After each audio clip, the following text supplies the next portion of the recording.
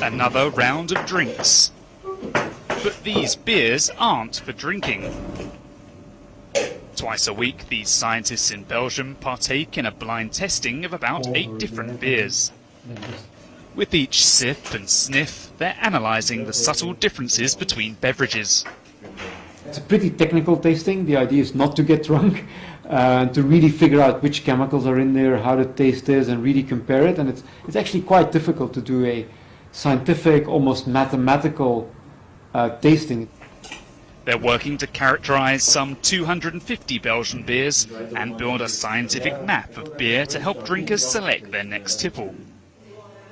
But a drinkers database isn't the only focus for these self-proclaimed beer geeks. They're also using genetics to make better beer. Brewers in centuries past reused the best yeast over and over again for their beer, even though they had no knowledge of genetics. It's the same principle here, only on a much larger scale. Using some of the latest technology to make even better yeast. We're, for example, using robots to cross different yeasts, making millions of new strains or variants of yeast and testing which ones are the better ones.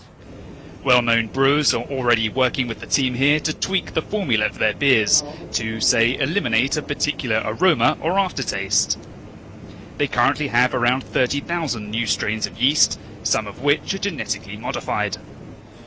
While GM beer isn't a popular idea, these particular yeast strains could have other benefits.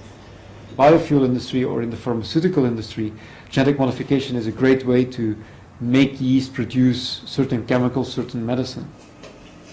There's plenty more work and beer to keep the researchers busy. But with no hiccups along the way, they're confident of success in their quest for the perfect beer.